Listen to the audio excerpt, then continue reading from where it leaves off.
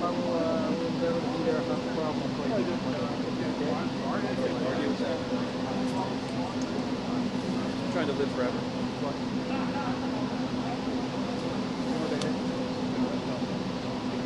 G7. Canada? Canada. Yeah, I'm gonna ship it back for us. The trick is the gate. Yeah. So as long as the gate is going to be I just been packing up. They're going to be the other guys.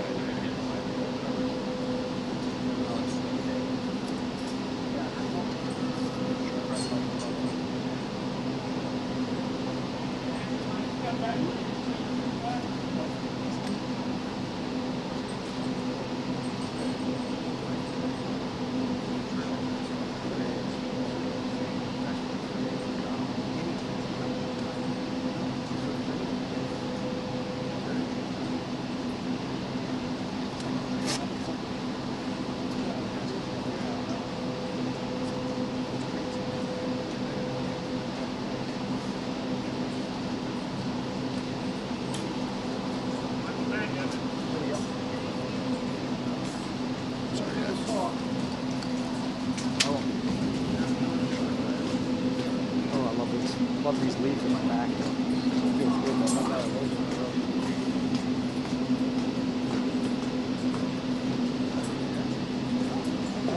Chief,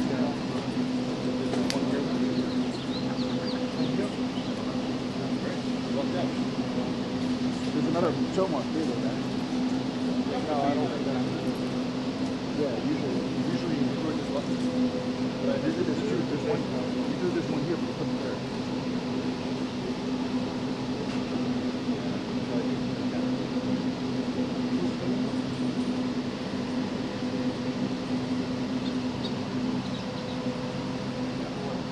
Yeah.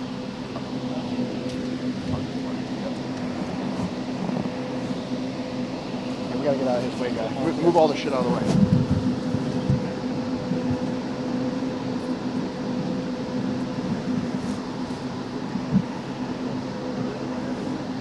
Shall we stand behind or? Can we stand behind him or? Yeah. Yes. I'm standing here? Yeah, that's fine. But he's gonna be there.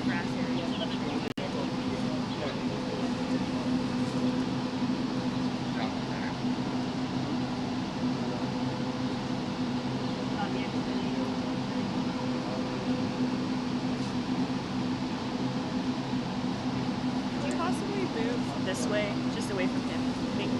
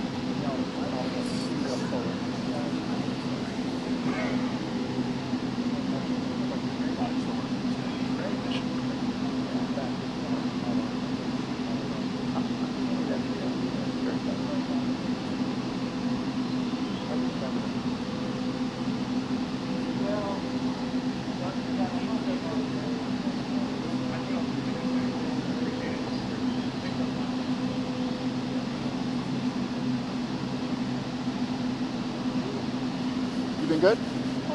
Yes. Yeah? Oh, that's good. Now we have a new government to do everything new. Yes. And so, but like yours. Yeah? Yes. Yeah. But you know all the stuff here with. But it got worse from the past. Yeah? What's old is new again. Yes. We are concentrating on Europe, and especially with this issue in the Ukraine. Yeah, that's still a huge topic for Europe. Yeah, and they are really afraid about upcoming war to all Europe. Yeah, Yes. so, and that's absolutely a true risk. Yeah, so. And we are pretty sure that Putin sooner or later will try to figure out what means paragraph 5 in the NATO, if they really help them.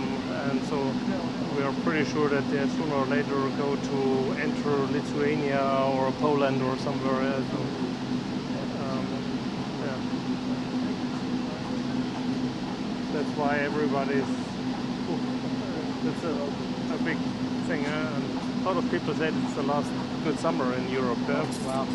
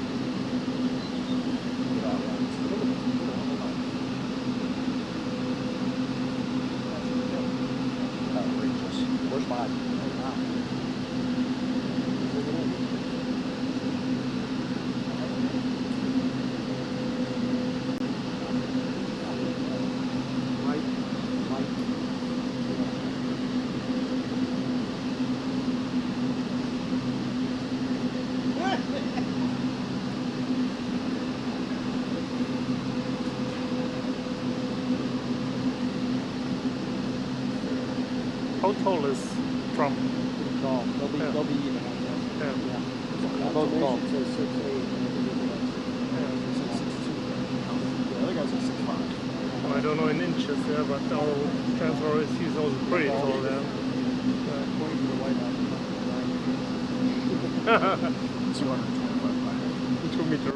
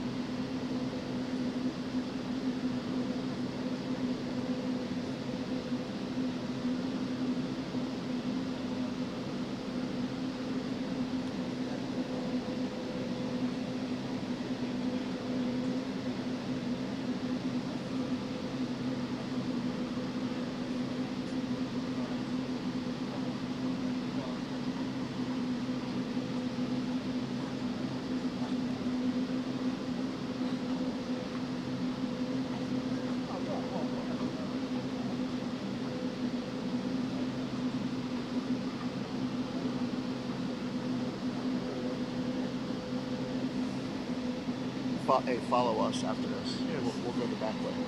We go the back way? Yeah. Yeah, because they say they want to do some 2 queues for the Germans or for the international Yeah, ones. we'll go some. Okay, Yeah, but we'll you go. will end up. Okay, Yeah. I follow you. You know. Okay. You and I will go in together. Okay. How many skills do they Just one. Right? Just one. Just one? They allowed just one. Yeah. We requested more because we are 3 in the travel pool, and so they just allowed one. There are 5 TV, and they just allowed one. Yeah. 1 and 1? I don't know. There must be a lot more recordings than that. Yeah, but there are 5 TV, 3 photo, and in the travel pool, and so they just allowed 1 photo, 1 video. That's it. How many reporters? Like 10. I think they allowed in the Oval Office. They allowed 18. Or That's your answer. Right? Yeah. maybe that's the reason. Yeah, it's 30. Still started. Okay, maybe then was the decision by our government Yeah. to say we want to have more reporter instead of photo. They have a number. Okay. It's They have a equal total to- number. Your number is equal to our number. Okay. I think the total number was 18. Yeah, so it's exactly. Yeah. So we might have to come in a little bit more. Yeah, He's gonna put a sword up. But we just It's fine.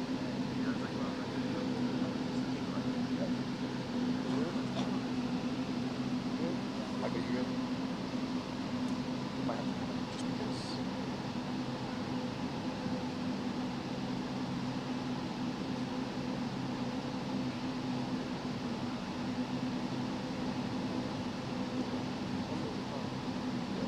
Bring the car back.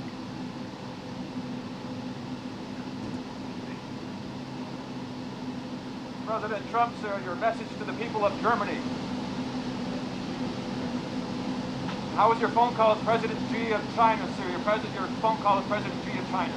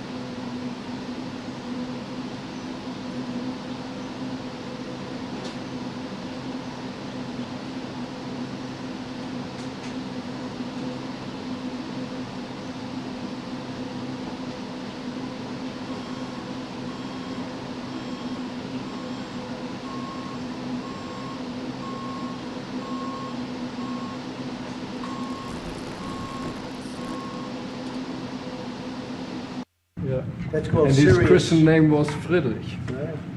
That's serious German. Serious right? German name. That's serious German. Bad Dürkheim is serious German. But I want to thank you very much for, first of all, I want to thank you for that. That's My beautiful. pleasure. Thank you very much. Thank you It's again. Fantastic. We'll put it up in a place of honor. Yeah. I don't know, maybe we can, let's see, we have to put it up there someplace. It's an honor to have you. As you know, the Chancellor just won a great election, very, very strong election. Very respected man. I can tell you, we've been on the phone many times talking about some of the problems of the world outside of Germany. And it's very sad what's going on. We both feel that way. What's going on with Russia, Ukraine, and other things we talk about, but Russia, Ukraine in particular. I'd like to see it end, and maybe it'll end, but we get some news there'll be some fighting.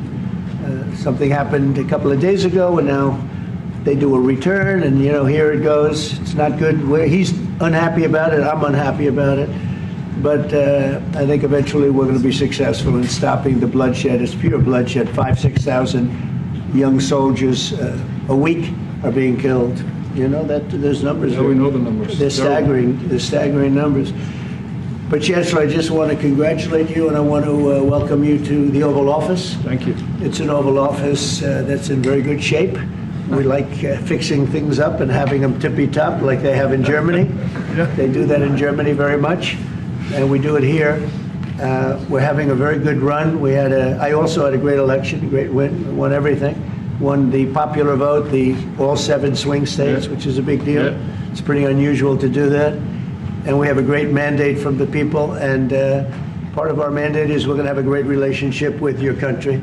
So I just want to thank you very much for being here, and if you'd like to say a few words. Absolutely. So, thank you, first of all, Mr. President, for your kind invitation to come to Washington, D.C. I was in this building first time ever in 1982, I told you, when former President Ronald Reagan was in office. So I'm very happy to be here again and to offer our close cooperation with the United States of America. Yeah. We are having so much in common, our history. We owe the Americans a lot. We will never forget about that. And so with your German provenance, I think this is a very good basis for close cooperation between America and Germany. So again, thank you. Thank you for the hospitality, and thank you for having your guest house for a night. This is a great place. Great place. Many thanks for that. I really enjoyed it. Thank you. It's a wonderful place. It's a landmark also. And Blair House, it's a nice place to stay. Yeah. Good. Thank you very much for saying that. Would you have any questions, please? Mr. President, on your new travel ban, why now? And if the Boulder attack was part of your reasoning, why not include Egypt on that list where the suspect is from? Well, because Egypt has been a country that we deal with very closely. They have things under control. The countries that we have don't have things under control. And why now? I can say that it can't come soon enough, frankly. We want to keep bad people out of our country. The Biden administration allowed some horrendous people, and we're getting them out one by one, and we're not stopping until we get them out. We have thousands of murderers. I even hate to say this in front of the Chancellor. Of course, you have a little problem, too, with some of the people that were allowed into your country. It's not your fault. It's not your fault. It shouldn't have happened. I told her it shouldn't have happened, what she did. But you have your own difficulty with that, and we do, and we're moving them out, and we're moving them out very strongly. But it can't come fast enough. We want to get them out. We want to get them out now. We don't want to have other bad people coming into our country. By using the word bad, I'm being nice. Okay, The Democrat says it's a distraction. Please. President. You put out on Truth Social a post regarding your conversation with President Xi. Right. Can you talk about whether or not you feel that trade talks, trade relations are back on track after appearing to be a little bit off track last week? A little bit off track. It was only the complexity. It's pretty complex stuff. We had a very good conversation with President Xi a little while ago, just before your arrival. In fact, we just hung up, and they said, "You're here." I said, "That's pretty good." Two great leaders of the world in a very short period of time. We had a very good talk, and we've straightened out any complexity. It's very complex stuff, and we straightened it out.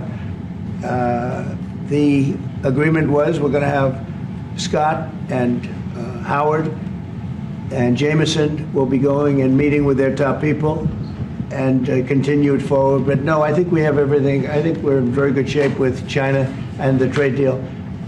We have a deal with China, as you know, but we were straightening out some of the points, having to do mostly with rare earth, magnets, and some other things. So those reduced trade tariff rates, they remain in effect?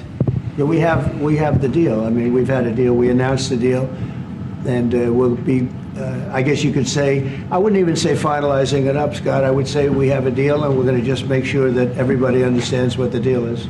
Okay? We had a really good conversation. By the way, he invited me to China, and I invited him here. We've both accepted. So I'll be going there with the First Lady at a certain point, and he'll be coming here, hopefully, with the First Lady of China. What do you expect from Germany? Go ahead, please. Did you talk about the Chinese students? Are you allowing them to come to the U.S.? No, Chinese students are coming. No problem. No problem. Okay, and on It's our honor to have them, frankly. Look, we want to have foreign students, but we want them to be checked. You know, in the case of Harvard and Columbia and others, all we want to do is see their list. There's no problem with that.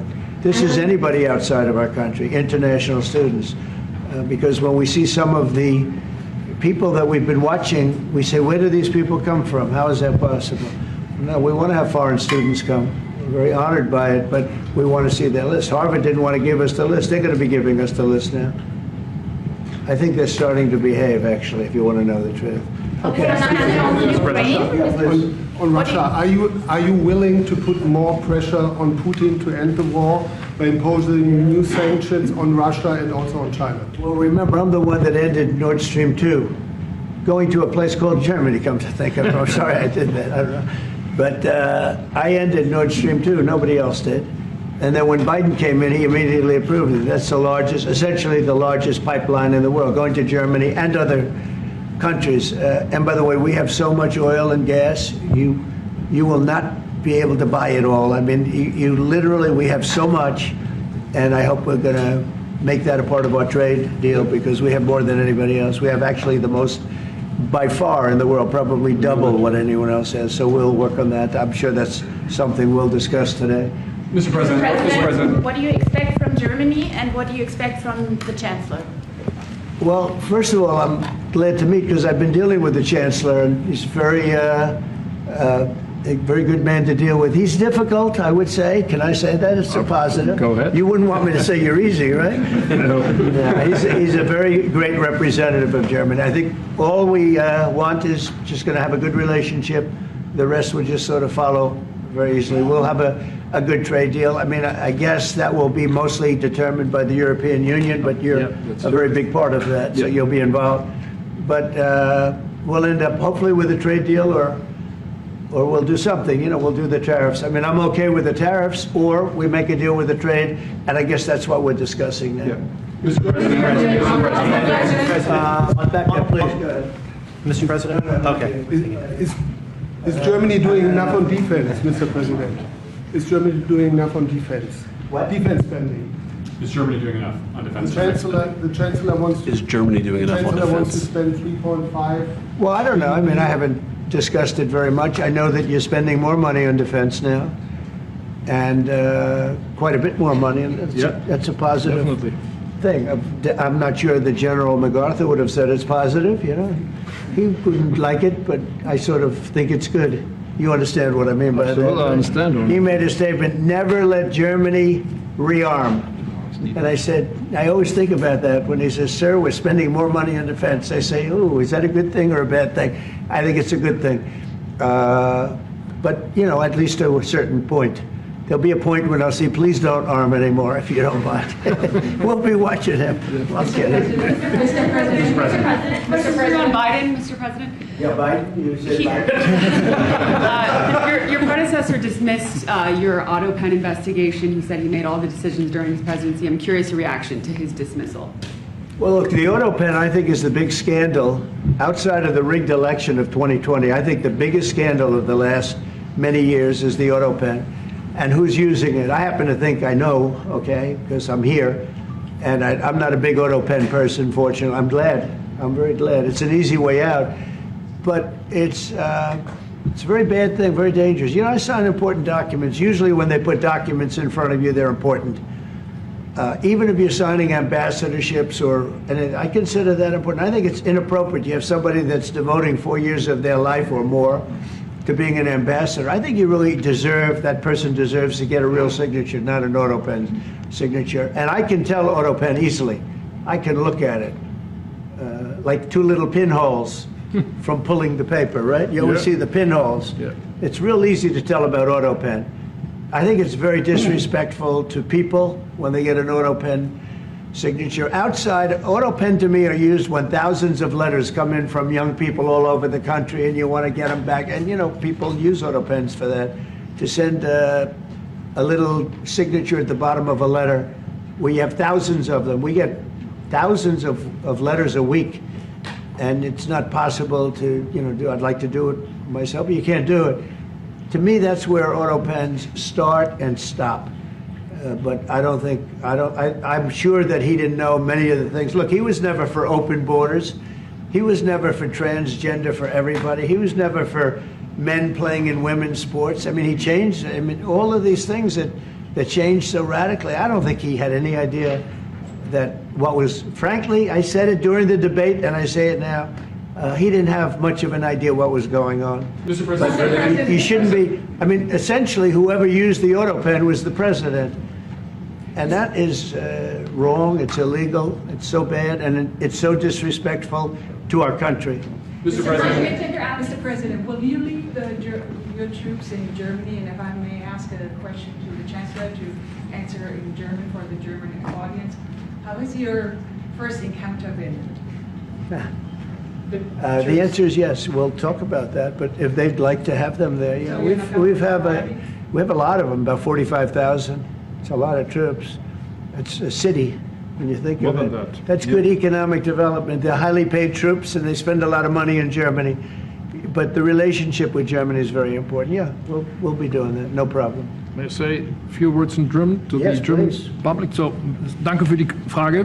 Wir sind hier im Weißen Haus und ich bedanke mich beim Präsidenten für den sehr freundlichen Empfang im Oval Office in diesem weltweit bekannten Raum. Ich freue mich sehr, hier zu sein und wir bereiten eine Vertiefung unserer Zusammenarbeit vor. Ich freue mich sehr darüber. Mr. President, you've made Mr. President, Do you speak English because you speak such good English? Is it as good as your German, would you say? Do you feel it's more not my mother comfortable? tongue. No, it's not my mother tongue, but I try to understand almost everything and very good. to speak as good as I can. Very good. You know, it's Mr. President, you've made it's an achievement, actually. Mr. President, Mr. President, can I follow up on the auto pen? Thank you, Mr. President. The criticism that I've seen, and I'm sure you've seen, regarding Elon Musk and your big, beautiful bill, what's your reaction to that? Do you think it in any way hurts passage in the Senate, which, of course, what is you're seeking? Well, look, you know, I've always liked Elon, and it's always very surprised. You saw the words he had for me, and he hasn't said anything about me that's bad. I'd rather have him criticize me than the bill, because the bill is incredible. It's the biggest cut in the history of our country. We've never cut. It's about 1.6 trillion in cuts. It's the biggest tax cut. You would say, people's taxes will go way down, but it's the biggest tax cut in history. It's we are doing things in that bill that are unbelievable. And when you look at what we're doing for small businesses, for people, for middle-income people, all of the things that we're doing, nobody's ever seen anything like it. And, you know, Elon's upset because we took the EV mandate, and, you know, which was a lot of money for electric vehicles. And, you know, they're having a hard time, the electric vehicles. And they want us to pay billions of dollars in subsidy. And, you know, Elon knew this from the beginning. He knew it for a long time ago. That's been in there. That's been, I would say, JD, that hasn't changed. That's been right from the beginning. Mr. Secretary, that hasn't changed at all, right from the beginning. But I know that it disturbed him. He wanted, and rightfully, you know, he recommended somebody from, that he, I guess, knew very well. I'm sure he respected him, but to run NASA, and I didn't think it was appropriate. And he happened to be a Democrat, like totally Democrat. And I say, you know, look, we won. We get certain privileges, and one of the privileges, we don't have to appoint a Democrat. NASA is very important. We have great people. General Kane is going to be picking somebody with our, we'll be checking him out and seeing, but he wanted that person, a certain person, and we said no. And, you know, I can understand why he's upset. Remember, he was here for a long time. You saw a man who was very happy when he stood behind the Oval Desk, and even with the black eye, I said, "Do you want a little makeup? We'll get you a little makeup." But he said, "No, I don't think so," which is interesting and very nice. He wants to be who he is, so you could make that statement too, I guess. Look, Elon and I had a great relationship. I don't know if we will anymore. I was surprised because you were here. Everybody in this room practically was here as we had a wonderful send-off. He said wonderful things about me. You couldn't have nicer. Said the best things. He's worn the hat. Trump was right about everything. And I am right about the great, big, beautiful bill. We call it a great, big, beautiful bill because that's what it is. And again, biggest tax cuts in history, biggest economic development moves anywhere. We've never done anything like it. Business is spurred. And I don't know if you've seen the numbers, but the numbers came out. Even the CBO, which is run by Democrats, said that we're going to be doing, you know, I'd like you to discuss it, the 2.8 trillion, that CBO. This is a group of people that are Democrats. They're very hostile to us. They just came out with phenomenal numbers, what it does. You want to mention that, Scott? Yes, sir. So what we've seen is we keep hearing from the CBO that there's going to be a large deficit from the bill, which we disagree with, but using the CBO scoring, they came out and scored the tariff revenue. We think it'll be the minimum of 2.8 trillion over the 10-year window, which actually puts the bill in surplus if you include the tariff revenue, which they won't do. It gives you a tremendous surplus, but we're not allowed to use that. For some reason, they say scoring. Nobody knows what scoring means. Maybe a couple of people, but nobody. Somebody sits in the background. They say, well, we're not going to allow that. They're not allowing other things that we have that are tremendously profitable for our country. But if you saw the other day, CNBC, they came out with numbers, and the people on the show, very good people, I've watched them for a long time, they couldn't believe the numbers, how good they are. The numbers were incredible, and that was personal income and also very low inflation. We have very low inflation. We're down to 2% now, and maybe even lower than that. And when I took it over, it was a mess. Remember, we had the worst inflation probably in the history of our country. They say 48 years, but let's say I think it's worse than that. So we had the worst inflation in the history of our country under the Biden administration. Now we're down to a beautiful number, 2%. You'd actually like to keep it there. Better than zero is 2%. It's going down maybe to 1, and 1% is like perfect. That's perfect. You don't want to have zero for certain reasons that nobody is very interested to listen to. But we have almost perfect inflation. Grocery prices are down. Everything. Remember eggs? Eggs. We weren't going to buy another egg for the next 20 years. They were so expensive, right? Remember? You guys all hit me about eggs. Eggs have come down 400%. Everybody has eggs now. They're having eggs for breakfast again. But if you look at gasoline, very important. I think always the most important because it's the energy is the biggest factor. That's what happened. He screwed up our energy policy, and everything went up because energy went up. But now energy is way down, and they have states where you're at $1.98 a gallon for gasoline. So the costs have come way down, and one of the things I ran on was that. I ran on the border. We have the best border in the history of our country, 99.99%. It was last week, 3 people came in, 2 of them for medical reasons. We let them in because one of them had a heart attack. I think it was a nice thing to do, and one of them had something else. So we've never I had very good numbers for 4 years, but we really topped it. And I want to thank Christie and Tom Homan. They've done a fantastic job, but nobody mentions that anymore. Remember, a few months ago, the border was a total disaster. People were coming in by the hundreds of thousands of people a day, a week, a month. I mean, we had a month, 2 million people came in 1 month. The border was being overrun, and a lot of bad people, criminals, murderers, drug dealers. We had some of the worst people in the world coming in from all over the world. It's totally closed. And you know what? People are coming into our country, but they're coming in legally. So we've done a great job. Elon knew that. Elon endorsed me very strongly. He actually went up and campaigned for me. I think I would have won. Susie would say I would have won Pennsylvania easily anyway, even if the governor ran, the real governor, not the governor from Minnesota, he's a sick puppy, that guy. That poor guy, I feel sorry for him. But they made a bad choice with him. But if you pick Shapiro or anybody else, I spoke to him recently about his house being set on fire, which was terrible. But if they picked him, I would have won Pennsylvania. I won it by a lot. But I'm very disappointed because Elon knew the inner workings of this bill better than almost anybody sitting here, better than you people. He knew everything about it. He had no problem with it. All of a sudden he had a problem. And he only developed the problem when he found out that we're going to have to cut the EV mandate, because that's billions and billions of dollars. And it really is unfair. We want to have cars of all types. Electric, we want to have electric, but we want to have a gasoline, combustion.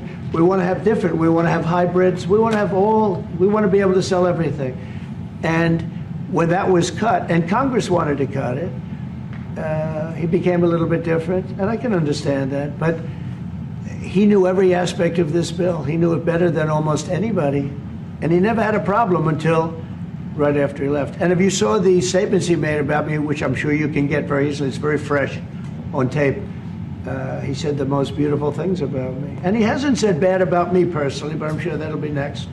But I'm very disappointed in Elon. I've helped Elon a lot. Mr. President, I just want to clarify, did he raise any of these concerns with you privately before he raised them publicly? And this is the guy you put in charge of cutting spending. Should people not take him seriously about spending now? Are you saying this is all sour grapes? No, he worked hard and he did a good job. And I'll be honest, I think he misses the place.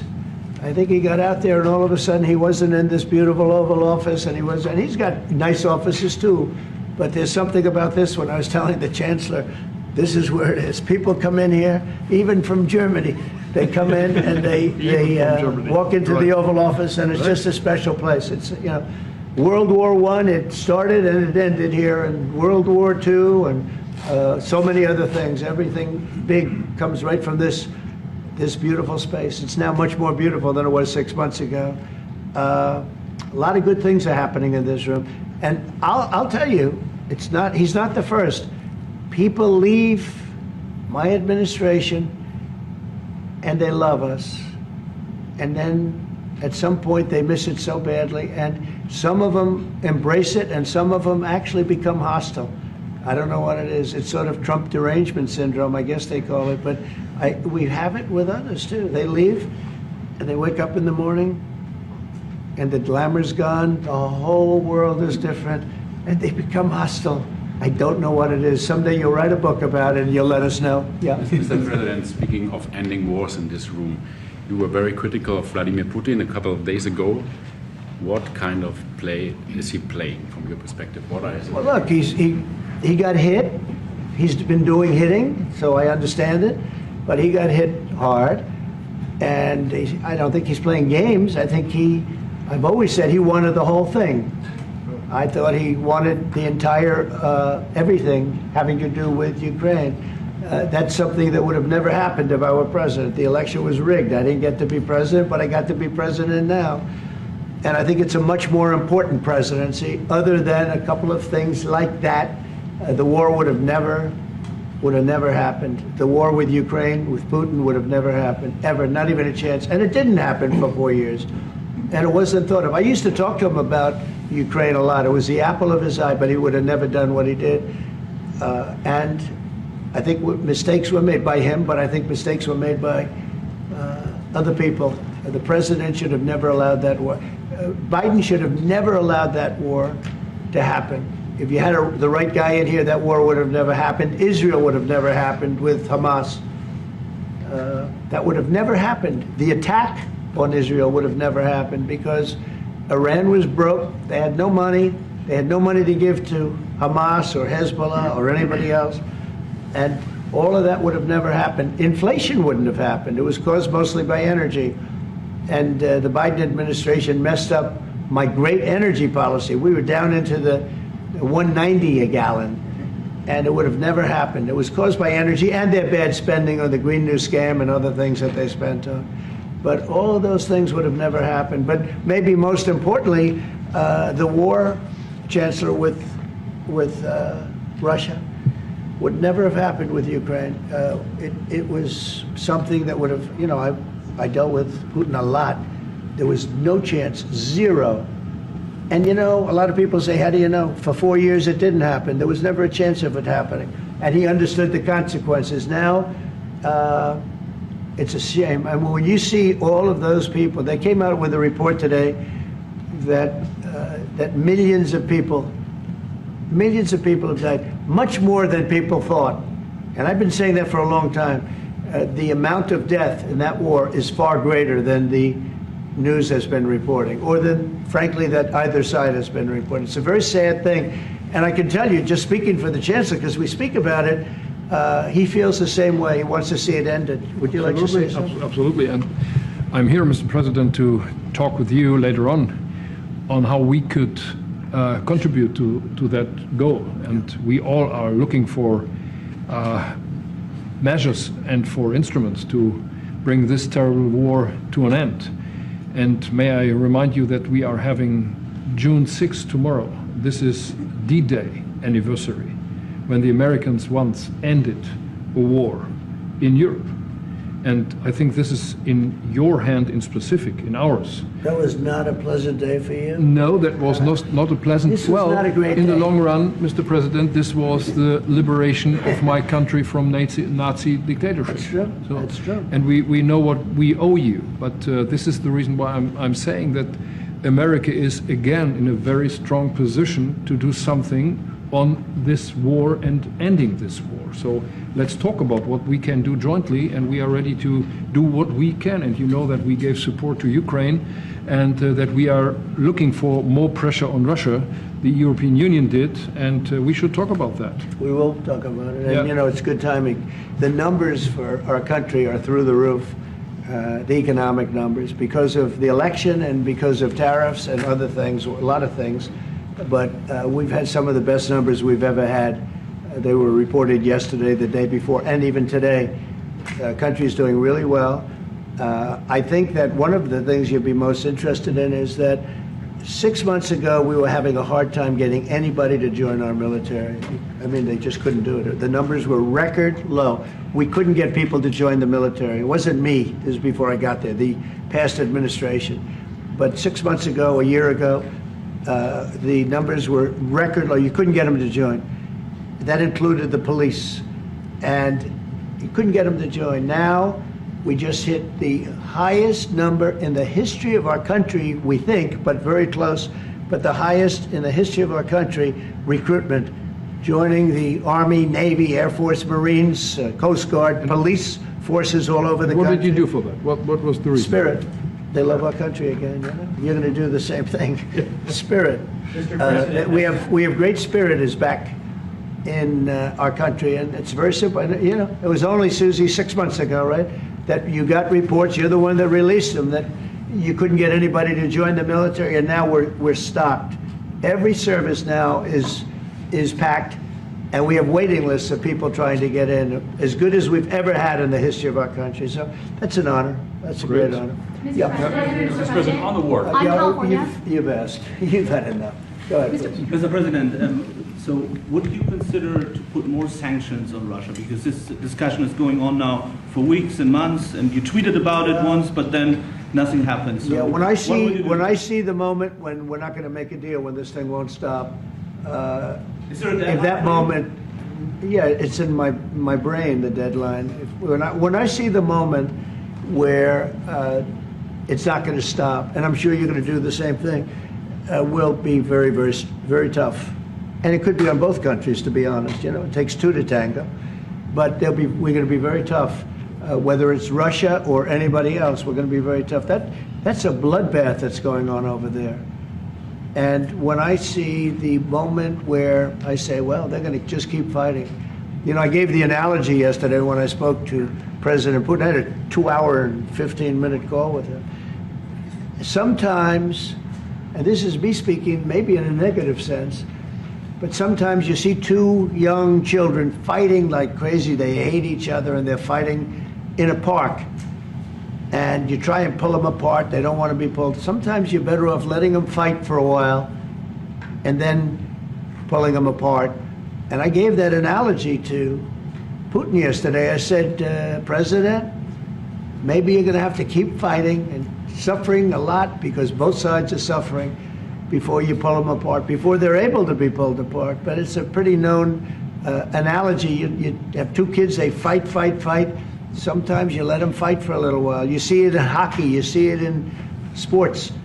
The referees let them go for a couple of seconds, let them go for a little while before you pull them apart. And maybe, and I said it, and maybe that's a negative because we're saying go, but a lot of bad blood. There's some bad blood between the two. I have to deal with it, and the Chancellor has to deal with it. It's incredible. The level of, there's a great hatred between those two men, but between the warring parties. Great hatred. Okay, you say and believe apparently that there's no immediate peace. What? That there is no immediate peace. There will be no. Well, I can't. I'd love to have immediate if I could. But why if I could, but we don't have immediate. You know, it's like I'd love to have that. I'd like it to start. Right now, we would leave a room if we knew the war could end. We'd say, forget about you guys. Forget about trade. Right? Yeah. We'd say, let's go settle it. There's some additional fighting that's going to go on. You know, he attacked and they attacked pretty harshly. They went deep into Russia, and he actually told me. I mean, I made it very clear. He said we have no choice but to attack based on that, and it's probably not going to be pretty. I don't like it. I said, don't do it. You shouldn't do it. You should stop it. But again, there's a lot of hatred, and you know, I'm very proud of the fact that with India and Pakistan, I was able to stop that.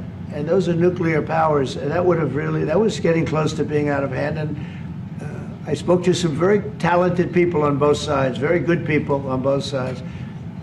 And I said, you know, we're dealing with you on trade, Pakistan and India right now.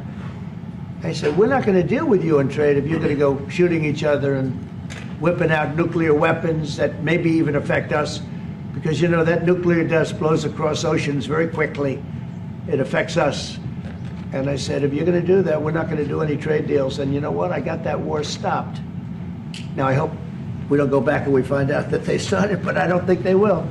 They were both good. They were well represented. I want to congratulate both countries because, as you know, the leader of India, who's a great guy, was here a few weeks ago. We had some great talks. We're doing a trade deal.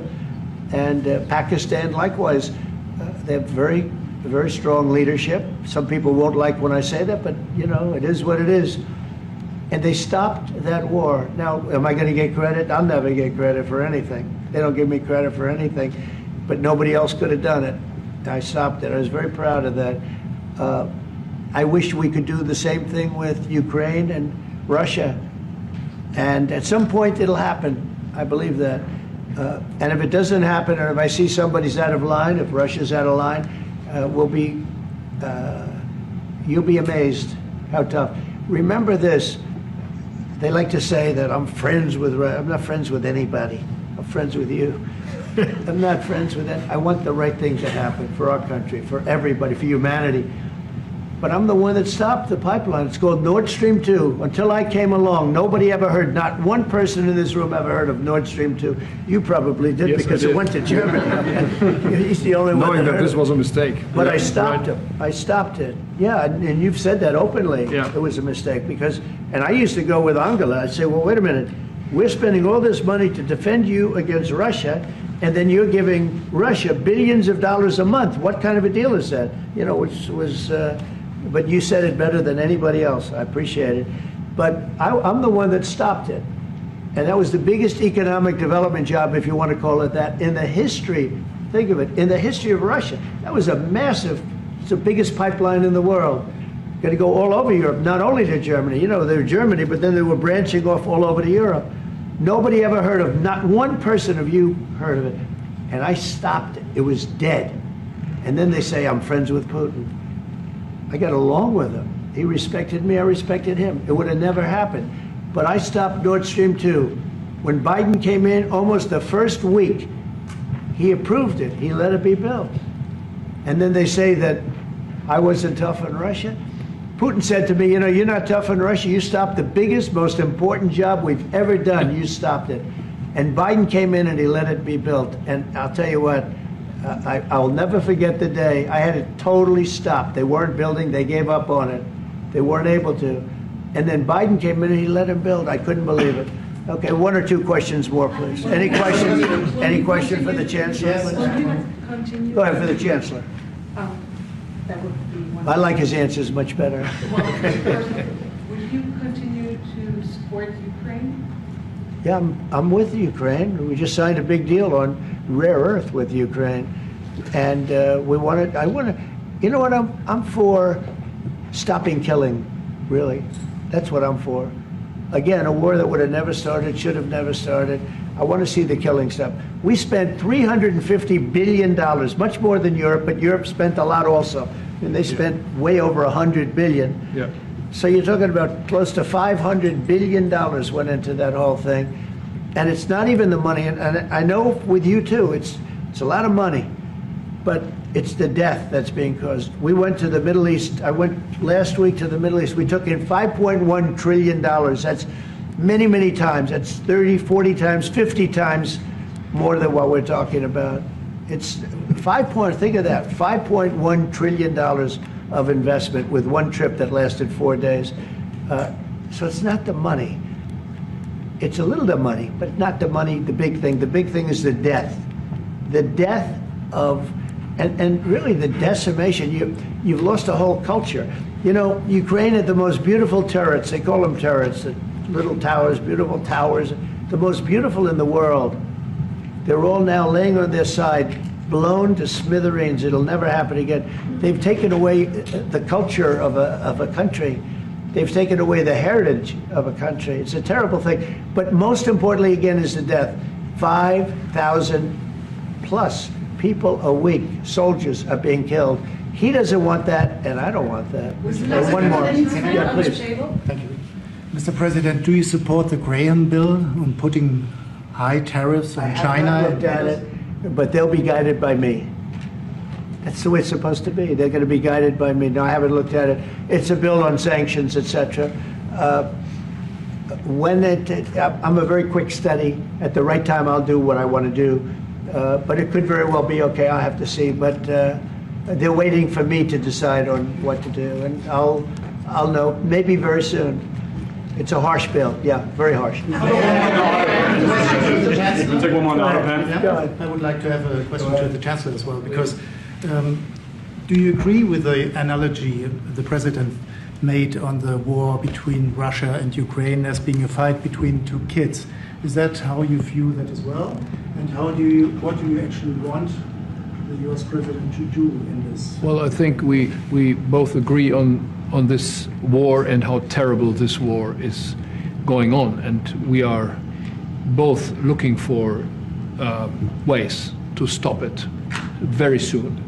And I told the President before we came in that he is the key person in the world who can really do that now by putting pressure on Russia. And we will have this debate later on again, how we can proceed jointly between the Europeans and the Americans. And I think we are all we are having the duty to do something on that now to stop it after 3.5 years, which is really terrible. Look at the kids, the kids which were kidnapped from Ukraine to Russia. This is all terrible. And so we are talking about instruments, measures, what we can do. And my personal view is clear on that. We are on the side of Ukraine, and we are trying to get them stronger and stronger just to make Putin stop this war. And this is our approach. We get satellite pictures of the war field, and you don't even like to look at them, right? It's terrible. So it's really bodies, arms, heads, legs all over the place. You've never seen anything like it. It's so ridiculous. And this is only by Russian weapons against Ukraine. This had never happened with Ukraine weapons against Russia. Never. Ukraine is only targeting military targets, not civilians, not private, not energy infrastructure. So this is the difference, and that's the reason why we are trying to do more on Russia, how to stop this war. Well, in this case, I'm talking about the battlefield, you know, the soldiers on soldiers. But you could also say that too with the cities. Yeah. You know, the cities are being hit also. So it's a terrible, terrible thing. Somebody said autopen. Did I hear the word autopen? I'm just curious. Because I think it's the biggest scandal maybe in the last 100 years in this country. So when I hear that word, I think it has to be discussed, because the fake news will try and, you know, hide it, and we can't do that. But go ahead. Have you uncovered any evidence that anything specific was signed without President Biden's knowledge or by other people in the administration acting illegally? Well, I don't think Biden would know whether or not he signed it. I'm asking if you've uncovered anything. No, but I've uncovered, you know, the human mind. I was in a debate with the human mind, and I didn't think he knew what the hell he was doing. So, you know, it's just one of those things, one of those problems. We can't ever allow that to happen to our country. The danger our country was in, and I know some of the people that worked with him, radical left, horrible people. And I could give you the name of some of the people that used the autopen, because I'm here, and I ask questions about people that were here also. There are a lot of people that were here when that happened, and they're here right now, and they'll answer your question very accurately. But I know some of the people that use that autopen, and those are not the people that had the same ideology as Joe Biden. These were radical left lunatics that used that, and they didn't get elected. He didn't get elected either, actually. Thank you very much, everybody. Thank you, guys. Thank you, Thanks, guys. Thank you very much.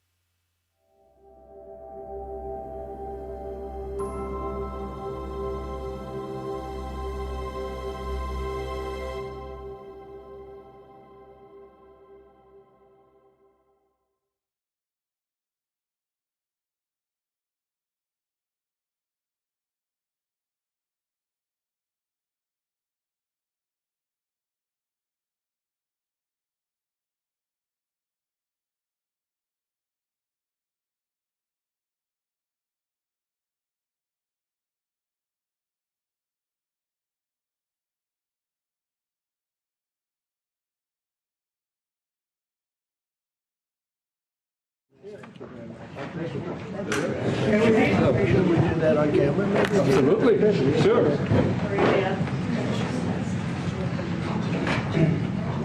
So to let you know, this is the birth certificate of Donald Trump's grandfather, born in 1869, close to Bad